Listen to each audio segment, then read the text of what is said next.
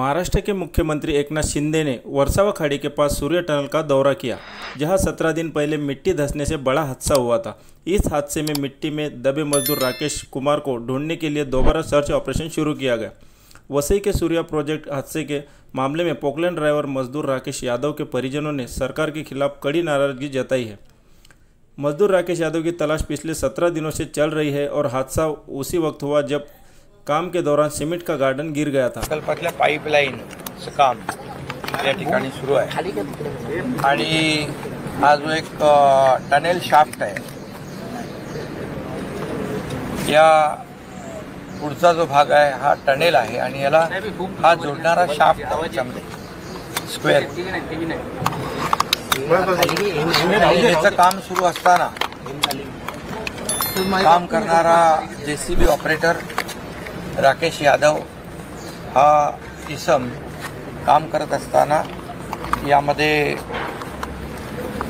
या बॉक्सची एक वॉल कोसळली आणि पूर्णपणे त्यामध्ये त्याच्या खाली जेसीबी सकट हा ऑपरेटर यादव खाली गाडला गेलेला आहे। रेस्क्यू ऑपरेशन सुरू होतं, परंतु अद्याप त्यामध्ये त्याला काढण्यामध्ये यश मिळालं नाही।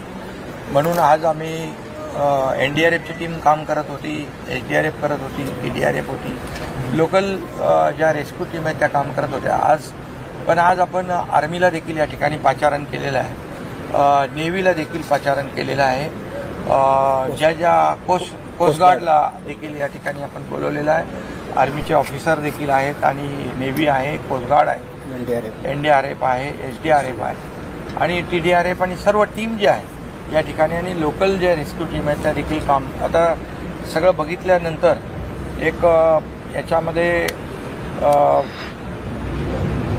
VJTIचे प्रोफेसर जे आहे त्यांच्या मार्गदर्शनाखाली देखील या ठिकाणी रेस्क्यूचं काम होईल आणि आर्मीला देखील, नेव्हीला, कोस्टगार्डला, NDRFला जो असलेला एक्सपिरियन्स आहे अशा प्रकारच्या घटनामध्ये मोठ्या प्रमाणावर खाली लँडस्लाईडसारखंच झालेलं आहे, म्हणजे पूर्ण भिंत कोलॅप्स झाली आहे आणि त्यामुळे सर्वात JCB आणि तो जो काही राकेश यादव जो आहे त्याला रेस्क्यू म्हणजे बाहेर काढणं याला आम्ही प्राथमिकता देतोय आणि मला वाटतं त्याला बाहेर काढण्यामध्ये आर्मी आणि यश मिळेल।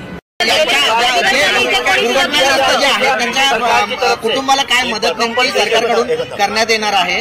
हा बिलकुल। आता तर पहिली गोष्ट त्याला आपण सुदैवाने काही जर समजा तो जीवित आहे, त्याचा मृत्यू झाला आहे की जीवित आहे हे पहिलं आपल्याला त्याला हे सगळं युद्ध पातळीवर आपण काम करू। खाली काय आहे त्याचं अजून आपल्याला त्याची माहिती नाही, परंतु दुर्दैवाने जर त्याचा मृत्यू झाला असेल तर त्याच्या नातेवाईकांना जे LNT कंपनी आहे काम करते, इथे 50 लाख रुपये त्यांना आपण त्यांच्या वतीने देण्याचं प्रावधान करू आणि त्यांच्या कुटुंबातल्या एकाला नोकरी देखील LNTमध्ये देण्याचा निर्णय आम्ही घेतलेला आहे।